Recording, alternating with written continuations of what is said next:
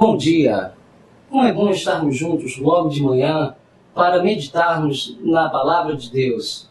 Como é bom iniciar a semana já refletindo, esperando bênçãos em nossas vidas. Hoje, segunda-feira, teremos programação especial em nossa igreja. As senhoras de nossa igreja se reunirão às 14 horas para o grupo produtivo, onde confeccionarão artesanatos. Sua presença será muito bem-vinda. Nossa igreja está situada à Rua Fernandes Vieira, 769, Parque Amorim, ao lado do Colégio Americano Batista.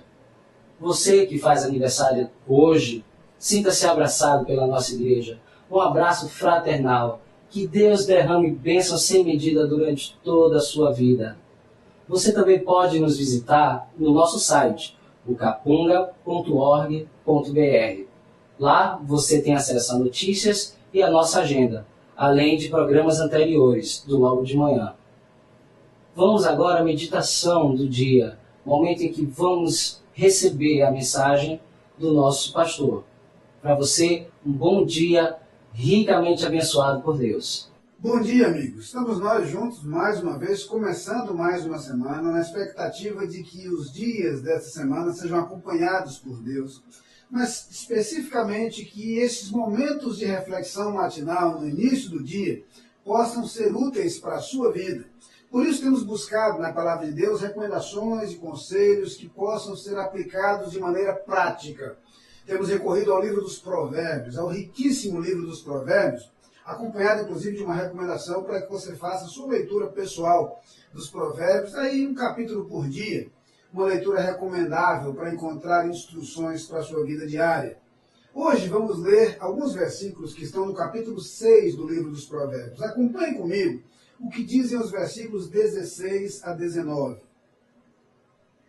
Há 6 coisas que o Senhor odeia, 7 coisas que ele detesta: olhos altivos, língua mentirosa, mãos que derramam sangue inocente, coração que traça planos perversos, pés que se apressam para fazer o mal, a testemunha falsa que espalha mentiras e aquele que provoca discórdia entre irmãos. A Bíblia muito claramente nos fala de um Deus que rejeita o pecado, de um Deus que não aceita o pecado. Deus é apresentado como um Deus absolutamente santo. Vale lembrar, por exemplo, que na visão que Isaías tem do Senhor, lá no capítulo 6 do seu livro, ele conta que os anjos que estavam em torno do trono clamavam: Santo, Santo, Santo é o Senhor dos Exércitos. E a utilização por 3 vezes do adjetivo traz a ideia de plenitude. Deus é plenamente santo. A santidade de Deus é total, é absoluta. E justamente por isso a Bíblia fala de um Deus que não convive com o pecado, de um Deus que não aceita o pecado, de um Deus que não consegue estar ao lado do pecado.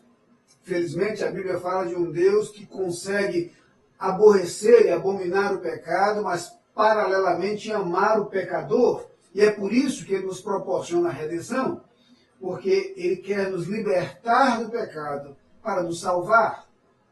Mas aqui o que nos interessa é perceber isto. Deus é um Deus que não admite o pecado, que não aceita o pecado. Mas algumas vezes a Bíblia coloca claramente a posição de Deus em relação a determinados pecados. Embora em tese não haja um pecado maior do que outro, porque o pecado sempre será suficiente para nos condenar, a verdade é que existem sim pecados rejeitados por Deus, odiados por Deus, pecados que desagradam profundamente a Deus.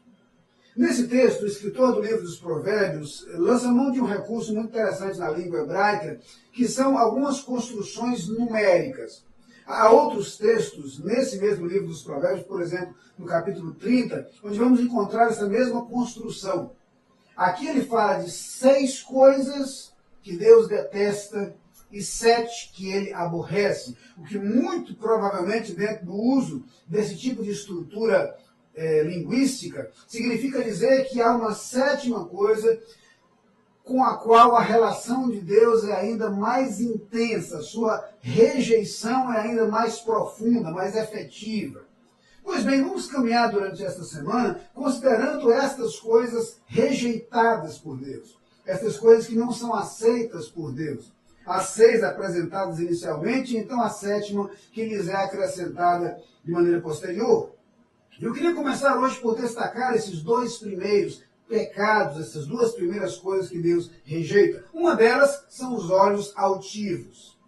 Aqui convém lembrar que o que nós aprendemos na Bíblia Sagrada, e a nossa experiência reitera, é que a altivez é um sério impedimento ao nosso relacionamento com Deus. O que nós percebemos é que a altivez impede a nossa relação com Deus, porque ela impede a humildade necessária a uma aproximação com Deus. A altivez está relacionada à autossuficiência.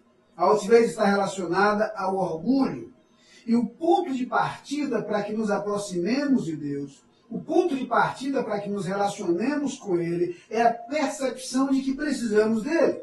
É a percepção da nossa finitude, de nossa limitação, de nossa fragilidade, de nosso pecado. Todas as vezes em que assumimos uma posição de altivez, nós tornamos impossível esta relação com Deus. Convém lembrar que Jesus, certa vez, contou a parábola do fariseu e do publicano, 2 homens que foram ao templo para orar, um deles religioso, mas que assume a atitude de altivez, a atitude de autossuficiência.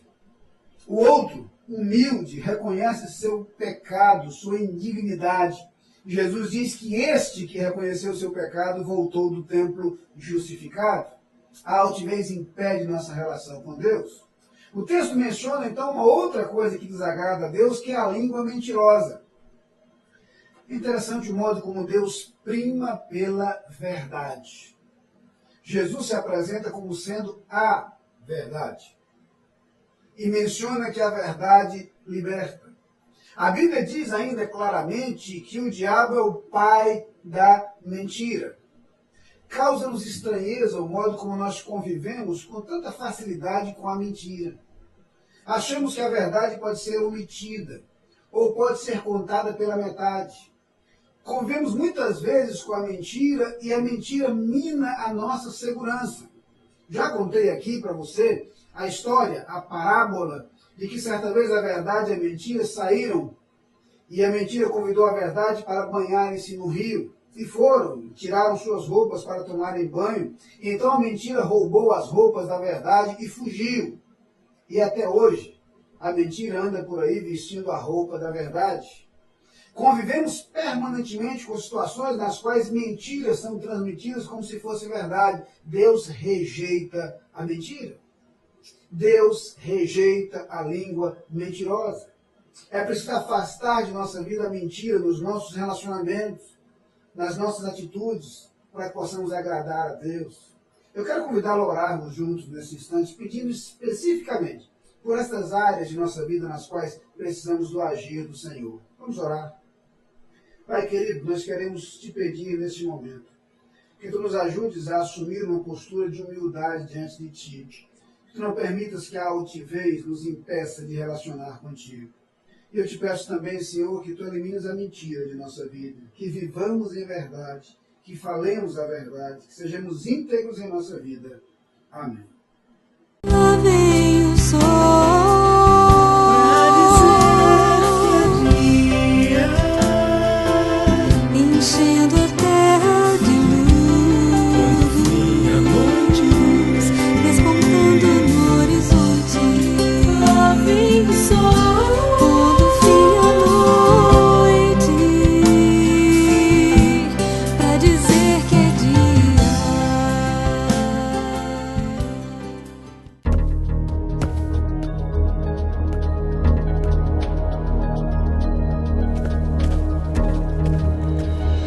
A Adlim cuida da sua empresa para você cuidar mais de você. Adlim Consultoria e Gestão em Serviços. 30 anos de trabalho. ISO 9001 e 14001. Soluções empresariais inteligentes e personalizadas em mais de 200 áreas. Adlim. Experiência de sobra para sobrar mais tempo para você.